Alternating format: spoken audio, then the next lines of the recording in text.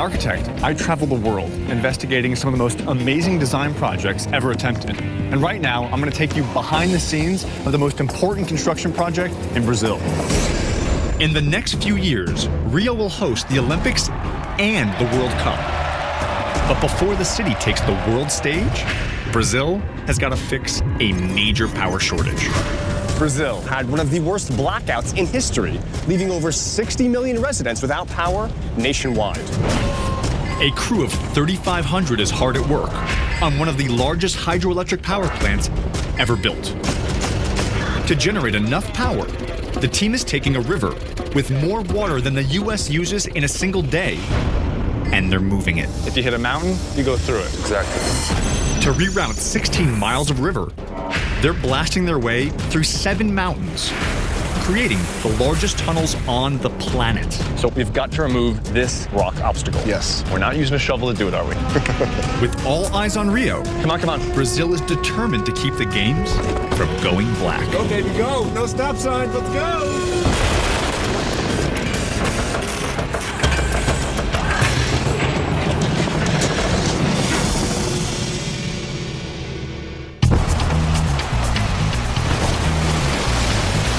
Welcome to Rio de Janeiro, the crown jewel of Brazil.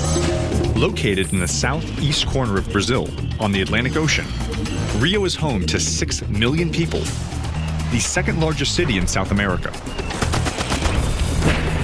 This city is famous for Carnival, the single largest party in the world, samba dancing, and Christ the Redeemer, the enormous iconic sculpture perched atop Corcovado Mountain. Soon, Rio will be known for something else, as only the third city in history to host both the World Cup and Olympic Games back-to-back. The entire world will be watching this city when over 4 billion people tune in to see the games. The problem is, Rio may not be ready because this city suffers from blackouts. But just 1 month after winning their Olympic bid, Brazil suddenly went dark in one of the largest blackouts in human history. For 5 hours, 60 million people were without power. With 750,000 tourists attending the games and over 2/3 of the planet watching on TV, the people of Rio are desperate to keep the lights on. So as someone who's from Brazil, what does it mean to be a part of this bid, of this Olympic Games? That's a unique opportunity, right? Because if we didn't win this time, wouldn't be probably in my generation that this opportunity would be open again. So this is a bigger event than Carnival. Way bigger. Carnival's the biggest event in Rio. Yes. So this will be more lights, more people. More lights, more people, more tourists, more buses, more infrastructure running the system. Yes. The city has less than 4 years to generate enough energy to power 2 marquee events. Their solution lies 3 hours north of the city, where they're building a massive hydroelectric power plant deep in the mountains. So I've just arrived in the town of Sapucaia, and I'm about 100 miles outside of Rio. And this town, sitting on this body of water, that's the site for the new hydroelectric project. One of the largest infrastructure endeavors on Earth. The Anta and Simplicio project is a job site larger than Manhattan. Workers here are reshaping some of Brazil's most difficult landscape in order to harness the energy from this, the Paraíba do Sul, a nearly 700-mile-long river that will supply the hydroelectric plant with enough water to fill 1,000 football stadiums. But the location of the river is the project's greatest challenge. Now, the issue is if they put the hydroelectric plant right here, the reservoir required to feed this plant would cause a big flood.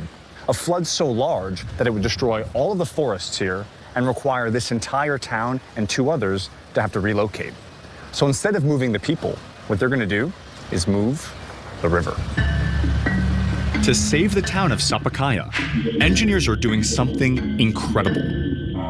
Changing the course of 16 miles of this winding river in one of the largest water-moving efforts since the Panama Canal. Starting with a dam, they're diverting the river through 13 canals, 5 reservoirs, and tunneling through 7 mountains. water will safely flow towards 3 of the most advanced turbines ever built. So the concept basically is you have a river running here, Yes. but you need to put it over here. Yes. In between there are mountains and valleys. Yes. If you hit a mountain, you go through it. Yes. If you hit a valley, you build dikes. Exactly. Simple to say, The concept is simple. Build is very complicated. very complicated, I imagine. In order to handle 780 billion gallons of rushing water, these tunnels need to be some of the widest ever created. If they're too narrow by even a few feet, the water could back up, causing a devastating flood. Right now, I'm heading in to the mouth of tunnel 3, the very largest tunnel. And having been in a number of tunnel projects before, I have never seen a mouth of a tunnel this big. Wow. This is the longest of 7 tunnels, spanning nearly 4 miles. And the further you drive in, the farther you get from daylight and the darker, the weirder it gets. In total, workers have to remove over 45 million cubic feet of rock, enough to cover Central Park in over a foot of earth. Going in. With the weight of a 240-foot mountain above, the team has developed a safe way to build one of the largest tunnels in the world. It's a 2-step process. Step number 1 is what you see they've already done. They've blasted out this entire 26-foot tall semicircle. The second step is to go straight down. So basically, we're going to drill holes and blast down an additional 26 feet. Okay, and so how many holes do we have in this field right here? Here we have 52 holes. 52 individual holes. Yeah. And how much explosives are you putting into each individual hole? In the middle, we put 40 kilos per hole. So when we're done today, this will look like that. Correct. Exactly, yeah. We're not using a shovel to do it, are we? What we're using is a liquid explosive. Each 20-foot hole is filled with nearly 90 pounds of the stuff. Okay, so Marcel, he's holding a hose connected to a truck, mixing together explosive liquid. Yeah, it's a liquid. It's a mix. So it's like you have to put in a little bit of oil, a little bit of vinaigrette, and you make an emulsion and it makes your salad taste good. This is different. It's not salad, it's a bomb. Correct. Whoa, there she is. This kind of tapioca-like gooey substance is actually the emulsion, the liquid ammonium nitrate, the water, and the oil. This is a bomb. It's explosives. I have a hose full of it. Going down, all the way down. Made on site, this explosive liquid emulsion is more stable than dynamite. Okay, I'm at the bottom. Give me the juice. It fills all the empty space in each drill hole, giving the explosion the maximum force needed to break up the rock without causing a cave-in. So as the explosive comes out of my hose, we're slowly pulling it out, filling this thing up. Is it full? Yeah. All right, so now we have 52 individual holes. Each and every one of them is loaded with a fuse and an entire column full of this liquid explosives. Now, we're gonna tie them all together and run away. The holes are dug in 5 lines. Blast engineers connect the fuse in each hole with a series of color-coded time delays. Once detonated, each line of explosives blows up in succession. Like a wave, it pushes through the next 30 feet of rock. Okay, so kind of, am I looking at the plan right now? Are we looking down? Yeah. So this isn't just one gigantic bomb going off. No, we cannot do this because of the vibration. If you explode everything, you will shake the tunnel. Bad idea. Yeah, it's not a good idea. Not a good idea. All right. Voila. Okay, so each color corresponds to a different delay. So which is which? 30, 30 milliseconds, 150. 150 milliseconds. And so basically by mixing and matching and combining these delays, we can kind of create the shape of the explosion we want. Yeah, that's it. All right, Jack Bauer, let's do it. This is what it's about, right? Right below me is one column full of explosives. When it goes off, there'll be a 50 millisecond delay, and it goes on to the next hole. Okay. Stick it in, and now you can feel the wires touching the charge. And now I'll take this red piece, and it's in. Okay? Live explosives. Let's get out of here. All 37 delays are now connected. The strategic blast pattern is ready to go. So once we light the fuse, how long do we have?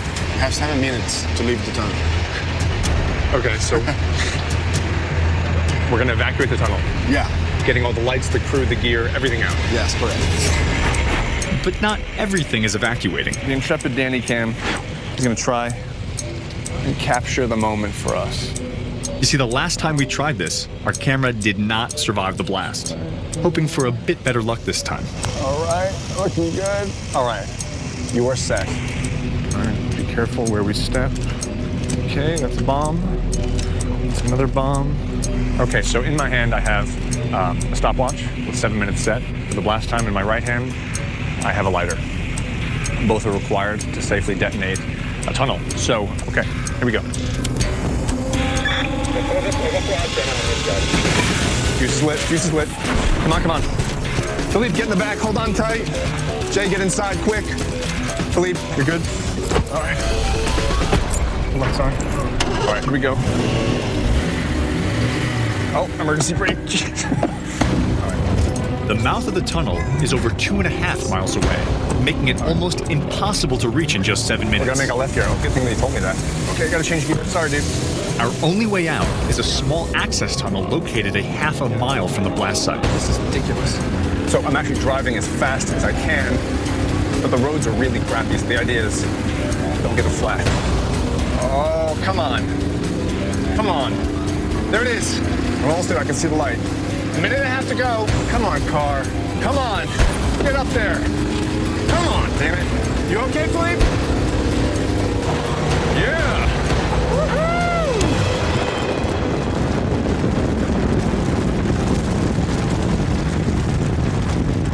That just went off the moment we got out of that tunnel. That was not 7 minutes. How many minutes? The phone jumped out of my hand. I was driving so crazy. 6? 5? 5. That wasn't 6. That was. So the blast might have gone off a bit early. But the delays created the expected chain reaction of controlled explosions, putting them 30 feet closer to redirecting the river. Coming up, what happens when one of the largest tunnel pieces in the world doesn't fit? I think we're stuck. Brazil is the most visited country in South America. Tourism is one of its fastest growing industries, nearly tripling in the last 10 years. And Rio de Janeiro is at the center of it all, with an annual event twice the size of Mardi Gras. Carnival is the single largest party in the world, with over 700,000 tourists descending on this city, partying non-stop for 4 days straight. Now, to put this in perspective, during the Olympics, you'll have that many people and more in this city for not 4, but 16 straight days of events. Imagine the televisions, all the air conditioning, all that samba dancing. The electrical loads on this city will be unprecedented.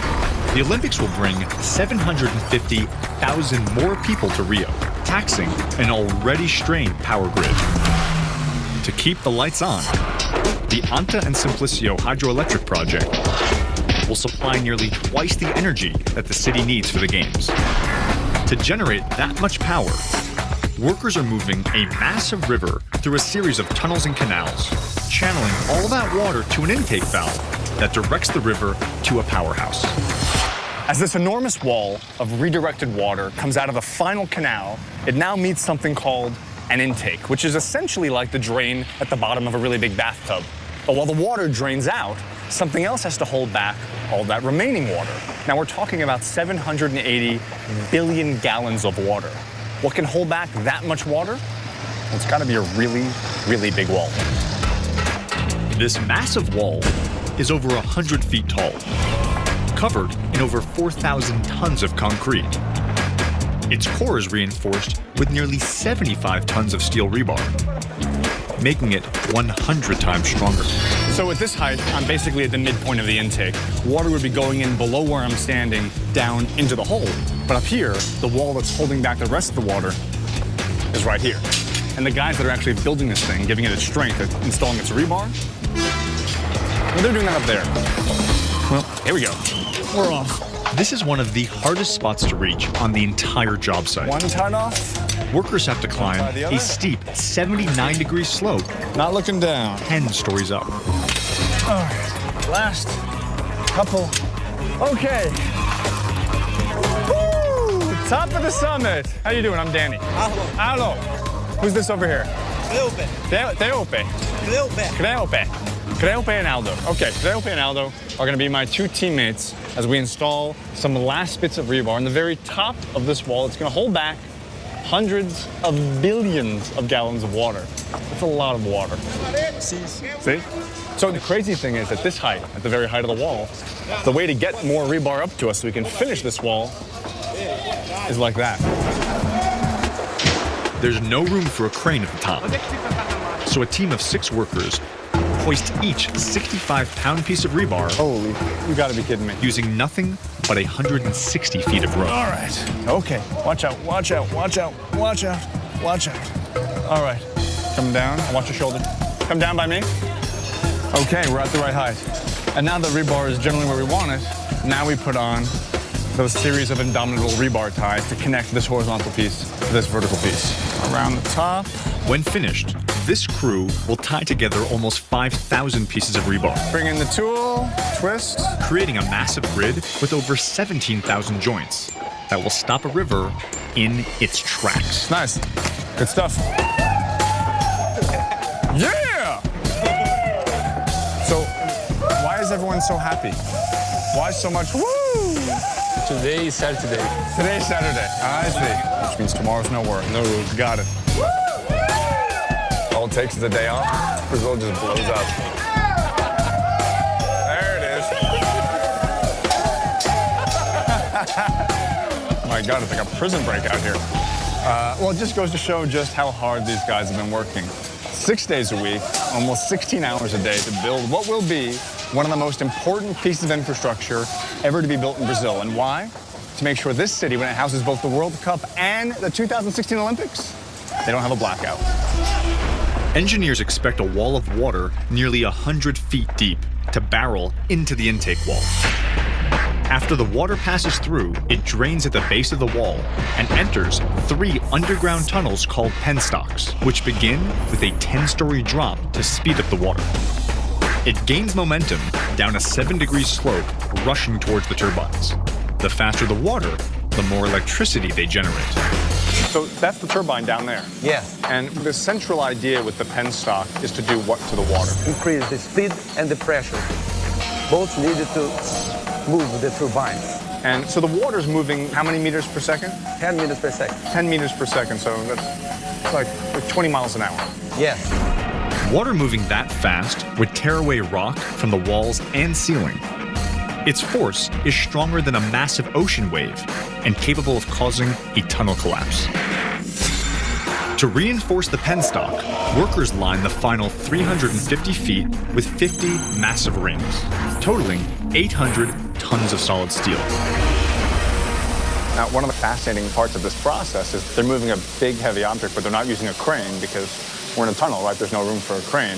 So rather than having a crane operator, we have a truck driver and an angry one. Let's go meet him. All right, here we go. Hello, sir. How you doing? You know me? Anderson. Anderson. Isso. I'm Danny. Danny. Danny, nice to meet you. Are you nervous? Heavy piece, we're in a tunnel. Devagar. Keep it cool. Let's do it. Rock and roll. All right. The ring is attached to a trailer and is more than half the weight of the truck. It'll take everything this truck has to get it into place. Okay, so Anderson wants to crank the RPMs up because he's actually going to want a ton of torque to stay on the truck, so the weight of that steel piece doesn't actually drag the truck backwards. So he's letting the engine tune up. Also, I might add, from afar, Anderson, very tough exterior, kind of tough truck driver appeal. But here in the cab, this guy's a teddy bear, huh? Yeah, he is. He loves it. He loves it. All right, here we go. So we're popping it in gear. Wow. I mean, Anderson is basically smacking into the back of the steel ring and quite literally pushing it.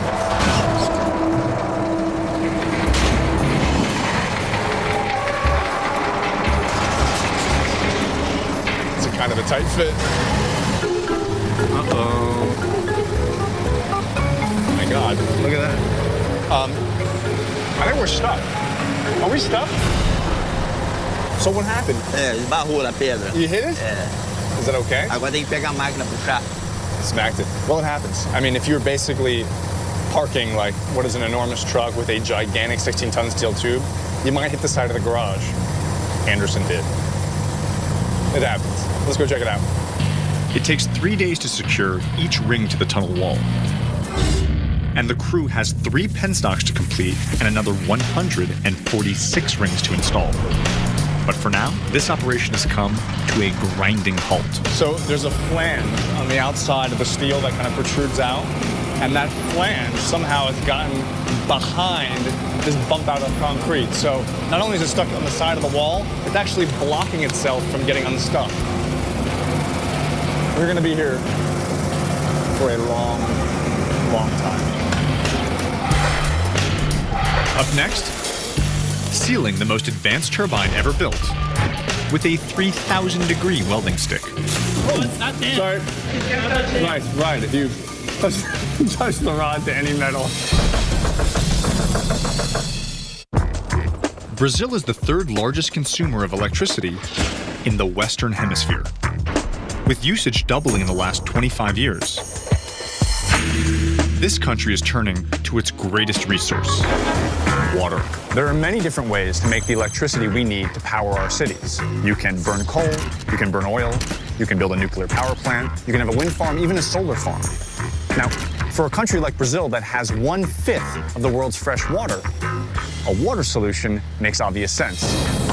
The Paraíba do Sul is one of over 120,000 rivers in the country.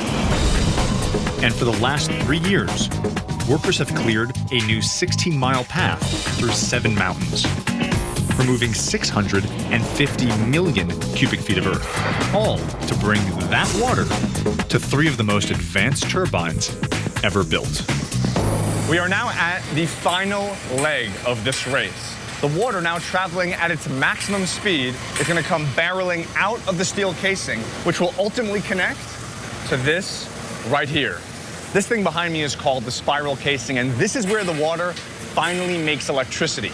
It's going to spin around this, pulling a 360-degree turn, all the while rotating the blades of the turbine. The turbine acts essentially like a water wheel. As water rushes around the spiral case, it pushes 13 angled blades, spinning the 35-ton turbine and generating power. The challenge, keeping the water from losing speed as it flows around the tube. The answer is the same thing that we use when we're washing our cars with the garden hose, right? If you pinch the garden hose, the water goes faster, right? So if we decrease the diameter of the hose, we increase the pressure of the water. Same principle, just much bigger. The water comes into the spiral casing at a diameter of 13 feet. And as the water goes around the curve, the tube gets progressively smaller, starting at 13 feet and ending at 4 feet. So when the water comes in, it travels the exact same speed all the way around the circle. The 62-ton spiral case is actually composed of 70 steel plates. Coming in, here we go. Okay. To make the turbine spin evenly, it must be turned into one smooth, frictionless surface by a team of 4 welders. All right. Your name? Cosme, I'm Danny. Cosme, you're the welder, huh? So what Cosme's up to is he's welding on these pad eyes. We'll put one on this piece of steel, we'll put a second one up on this piece of steel, and we're gonna bring it together in order to close the gap between 2 pieces of steel, weld it up, and make it one smooth, curved surface. Okay, let's do it. Gloves? Cosme's welding stick burns at 3,000 degrees. And to protect against flame and sparks, these guys wear welding jackets made of fire-resistant leather. Beautiful. Okay. Okay. All right, you show me how it's done. Put one arm in. And then put the other arm in. Cosme, are you showing me how to put a jacket on? Is that how much faith you have in my abilities today? All right. Oh, right. Sorry. Right. If you touch the rod to any metal. These pad eyes are welded onto each steel plate to act like an anchor when they pull the steel together. All right, gotta get it in there tight. Get a nice little bead going right there. Good motion. Look at that go. Cosme! How's that? That was good, huh? Are you okay? What do you think? Qual a diferença Yeah. da minha para sua? The difference between yours and mine, yeah. That was hard. These panels will be pulled so tightly that each pad eye must endure 18 tons of force. So we're gonna have it more weld. All right, so Crosby's gonna actually finish the thing up. Now, next step is the guys will put chain blocks onto that pad eye. Once we put tension in the line, we can pull the pieces of steel closer together, because in the end, they're taking these different individual curved segments and making one long curved tube that lets the water rapidly turn around and spin the turbine. 79,000 gallons of water will rush through the spiral case, with nearly the same force as a rocket during liftoff. Powerful enough to rip the 1-inch thick steel plates wide open. Now, to prevent that, the crew must entomb all 3 cases in over 2,000 tons of concrete. But they have to first make sure the cases don't leak by filling them with water. The problem is, you can't fill it with water if you have holes in it. So right now, what we're gonna do is plug up the holes of that donut to let them fill it with water. We're gonna do that with this big cylinder right here. The plug is actually a 32,000-pound steel ring. All right, let's shackle it up. And once lowered into place, it will seal up the spiral case, making it watertight. Okay, so everything in Portuguese is different from English, even the crane operator instructions. So, for example, going up with the crane? Para cima. Cima. Para cima. And for going down? Para baixo. Para baixo. All right, so he gives us a thumbs up. Okay, bring her up. Here she comes. 16 tons, wide load. All right, clear the way, we're gonna start traveling. Now, one of the key things to keep in mind when you're flagging a crane operator, no matter where the piece is, no matter where you are, you have to maintain visual connection with them at all times. So as the piece moves, I have to move with it to make sure we're always looking at each other. And now for the delicate part, we're over top the spiral casing. Each spiral case takes workers 2 months to assemble. Very slowly. And if this solid 16-ton load falls, it would crush the case like an empty soda can. Now that I have the piece above the hole, there's moments of more progressive refinement. We got it this far, and now we're gonna get even closer as the piece gets closer to its final position. Okay, here she comes. Come on down. And now for the final few adjustments, here, literally, millimeter by millimeter. You can see it just coming through the threshold with absolutely no room to spare. Look at that. With only 1/64th of an inch of clearance and a crane operator perched 90 feet up this way, there is no room for error. Come to me a little bit. Keep it coming. Stop it right there. Good. All right, so now we are lined up all around. The circle should fit into the hole. Check it out. Everyone seems happy, so we're good. We're successful. Obrigado. Cool stuff. My first time operating a crane by hand signals. Did a decent job. Coming up, clearing out nearly 4 miles of canals. So these are the explosives right here. Calls for some serious firepower.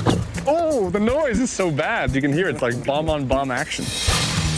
But first, how many hydroelectric dams are located in the entire country of Brazil? I'll tell you the answer after the break.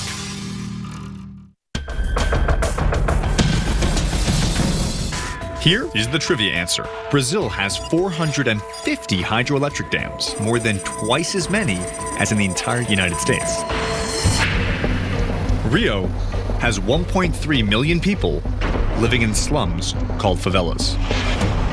20 years ago, these neighborhoods had no electricity. Today, their power comes largely from direct taps into city power lines, an extremely dangerous power source. But thanks to the 2016 Olympics, this situation is about to radically change. One of the more fascinating reasons why Rio beat out their competition of Madrid, Chicago, and Tokyo is that winning the Olympics isn't just about showing off a shining, gleaming city, but rather it's also about using this as an opportunity to transform a place. So this favela, one of the poorest neighborhoods in Brazil, is also going to benefit from the Games. All the new infrastructure, all the new construction, all the new housing will affect this area. So winning the Olympics isn't just about sports, it's also about transforming a city. Brazil is spending $14 billion on new infrastructure, changing not only the favelas, but the city's entire power grid, starting with Rio's aging open-air electrical substations. So Rodrigo, this substation is in downtown Rio. I mean, for example, That's a condominium right there. That's an apartment building. People are living all around this thing. Yes. This is totally open? Yes. It's not good. It's not good. It's very dangerous, this. But mainly, the problem is more vulnerable because you are exposed for birds, animals, and the ocean salt, raining. All of them would generate a blackout. So everything from salt from the ocean, Yes. the rain falling on this thing, even a pigeon could fly into the substation and the lights go out. Yeah, it's a not a good situation. This is not a good situation. Not a good situation. The 3 transformers in this 50-year-old substation step down the voltage, making it safe for use in the home. They're being replaced with 3 brand new ones, much smaller and safer. And this, what I'm looking at right here, this is the actual transformer right here. Yes. So we have 3 of these, and they're able to make the same amount of power as this entire old substation. Yes, it's the same power, all of this substation inside this roof and all covered. So it's smaller, it's more efficient, and it's covered and protected. And covered in protector. I like it. Each transformer weighs 77 tons. It's not on, right? It's not going to electrocute me? No. And it took the crew and their truck 3 days to move it off the street. Now, just feet from its final destination, there is no room for a truck. Okay, Guillaume, explain to me our situation, because we're standing inside a transformer bay, Yes. but there is no transformer. No, not yet. But we're gonna pull this transformer, and you're gonna do this. I am going to pull a transformer. Yes. By hand. By hand. By hand. My hands. Your hands. Not your hands. I can help you, but I think you can do it. In order to do it, we're just gonna, Yeah, you just have to pull it. just give a little, You wanna, what? and that's it? Yes. For what? 6 months? Each transformer has to be dragged the final 17 feet using a ratchet pulley system. You can do it, man. It weighs more than a tank, and each crank moves the transformer just 2 inches. It's like training for the Olympics here. In the transformer movement category. I'm gonna get to go. Is it moving? Yeah. Do you need some help there? Yes, I heard yes. Do you have some help? Yes. Come on, get in here. Okay, let's go. You want the gold? You want silver, huh? No, I want gold. Now, actually, it's like figure skating. They have like the couples bridging. It takes 102 strokes of the ratchet to cross the finish line. Oh. Looking good. There it is, transformer in place. Moved about 17 feet. How? On the backs of champions. In the next 4 years, 50 more substations like this one will be upgraded, bringing power safely into homes. But getting the power to these substations presents an even bigger challenge. Brazil is a country that gets almost all of its power through hydroelectricity. And it would make sense that a hydroelectric plant would be located where the water is. The largest source of fresh water on Earth, the Amazon River Basin, is in the far northwest of Brazil. But 3/4 of the population live on the opposite side of the country. Connecting the 2 regions is a massive network of power lines, spanning over 3,000 miles. The issue is those power lines are really expensive to build, they're inefficient, and most problematically, they're vulnerable. You're looking at a series of opportunities for blackouts. Rio gets most of its energy from a power source nearly 1,000 miles away. But now, just 100 miles from the city, engineers are attempting to harness power from the Paraíba do Sul River by carving a new path to the water through 16 miles of mountains and valleys. The 16-mile journey that the water takes from the dam to get to the powerhouse takes it through 7 individual tunnel segments. There are 5 separate reservoirs, and here where I'm standing is the last and final canal before it goes into the penstock and into the powerhouse. The problem is, naturally, this canal is not wide enough to accommodate that much water. So what do? We're gonna take that rock face and we're gonna blow it up. So we're gonna take this down to that level, and how much further are we going down? 10 meters deep. 10 meters deep, so about 30 feet straight down to create essentially a bigger bathtub. Yes, that's it. Let's do it. 30 feet deeper means clearing nearly 6,000 tons of rock. So these are the explosives right here? They're using over 2,300 pounds of explosives, enough blasting power to hit a 2.0 on the Richter scale. And we're gonna lower this down the hole and essentially just fill it with these white sausage-like explosives. See. Let's do it. One at a time. Just drop them in. You want one at a time? It's okay to drop them 30 feet. There's no risk. Problem. No problem. Not at all. Yeah. Oh, the noise is so bad. The noise, you can hear it's like bomb-on-bomb action. Each hole is filled with 50 pounds of explosives. And we're in. We're good. All right. The final step before detonation, connect all of the holes together with a single fuse to create one enormous blast. Good? You like it? Let me see that thing. All right, so this is the fuse. So here you can see there's a charge embedded inside of this explosive wire. It's wrapped in good. From there, we have a fuse. We follow the fuse. This distance guarantees us safety. We start running, and hopefully in about 6 or so minutes, this entire rock face on which I'm standing disappears. I got a fuse. Coming up, We gotta go, come on. we have only 3 minutes You okay? to escape from the biggest blast I have ever seen. You're driving like maniacs. Get out of here.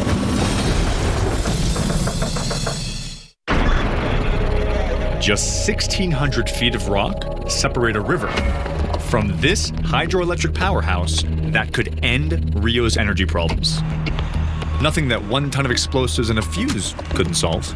Okay, so right here, 150 centimeters equals how many minutos? 3 minutos. 3 minutes. The blast will send nearly 6,000 tons of rock flying throughout the valley. The 3-minute fuse leaves us barely enough time to safely clear the blast zone.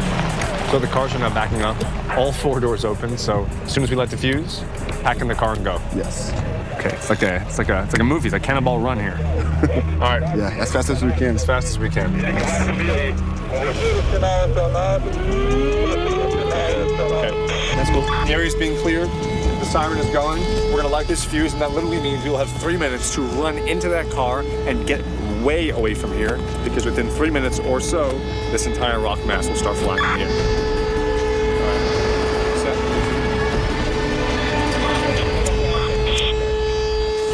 All right. Fuse is lit. We gotta go. We gotta go. Come on. Come on. Come on. Watch your step. Come on.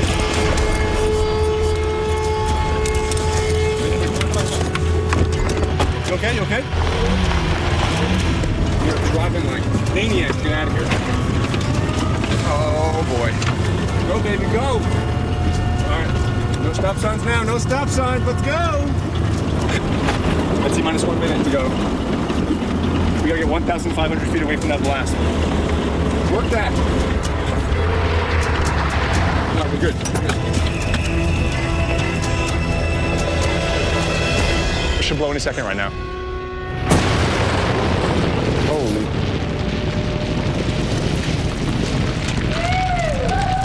One very large explosion just went off. I think we're gonna find that entire side of that rock face is no more. Well done, fellas. Everybody's alive. Nicely done. We're now going right back into the blast. Look at this. All this white smoke, the debris. We're driving on Mars. Oh my God. It's not there anymore. Look at this. It's gone. The whole thing is gone. Oh my God. So what was an enormous rock face, really an entire chunk of stone, is now a pile of rubble awaiting excavation. Fellas, that is a work of art. Fernando, the gold medal winner, Olympic champion in Blow It Up Mountains. No, it was all you. Beautifully done. Beautifully done, sir. Really amazing. That was incredible. It'll take 53 more blasts to shape this 115-foot wide canal and bring 780 billion gallons of water to the powerhouse. The next challenge, keeping it that wide. The issue is, this massive earth-moving operation is man-made and will, over time, begin to erode. So today what we're gonna do is apply a system to the side of this canal to make sure no matter what happens, it stays put and does not erode over time. To prevent rain from eroding the sides of the canal, should we head up? Yep. The team must spray the hills with hydro seed. Oh. The homemade solution starts with water, soil, mulch. Yeah, there we go. And a special blend of local grass seed. These are the seeds right here? Yeah, they have about 7 species. So it's this mixture, this blend of seeds that'll actually enliven the soil, give it some strength, and minimize that erosion. Yeah. All right, here we go. Finally, they add a natural fertilizer. This is the good fertilizer. Yeah. This is organic, healthy. Is this poop? It's poop with soil, but it's organic, you know? Yeah, it's poop. It's poop. Organic fertilizer. What do I think it was? It's poop. All right, so we have our 7 different kinds of seeds. We have our 4 bags of mulch. We have 5 bags of organic fertilizer. Are we done? Are we ready to shoot? Ready. All right, let's mix it up and shoot some seeds. Ultimately, the team has to spray hydroseed over 5 million square feet of land. Nearly enough grass to cover Times Square. Oh yeah. Workers use a hose with 80 pounds per square inch of pressure, spreading over 2,000 gallons of hydroseed in just 30 minutes. Here's the handoff. Here's the handoff. I'm stepping in. Hang on. Oh, wait. It's taking me. My God. Yeah, I got it. Okay. It's like I'm fighting a freaking boa constrictor. Come on. Okay. I got it now. There it is. I got it. Don't make it a battle. The crew has just 4 months to complete all the hydroseeding before Brazil's dry season sets in and the grass won't grow. So in just 2 months' time, I'm going to see plants that big. Exactly. And it's that grass planted on that hill that will keep this slope in place, minimize erosion, and let that water flow from this side all the way down towards the power station without interruption. This is one of the final steps in a 4-year effort to divert a river through an incredible 16-mile system of tunnels, reservoirs, and canals, all so that a powerful flow of water reaches 3 turbines, giving Rio the chance to show the world their incredible city during the upcoming Olympic Games. Rio will be a radically different city as a result of these games. Yes. It's not just about sports, is it? No, it's much more. It's much more. Actually, sport is the first driver, is what catch the attention, is what catch the passion. Right. But below that, there's much more happening. Rio de Janeiro is going to host both the World Cup and the Olympic Games within a 2-year window. And because of this incredible honor, they're going to build new roads, new housing, and new infrastructure, and really change the city. But for me, what makes this hydroelectric project so exciting, even beyond the incredible engineering, is that they're going to give Rio not just the electricity they need, but also the confidence to hold these incredibly public events and do so without the fear of a blackout. And if Rio can pull this off, they're going to change not just the physical landscape of their city, but also the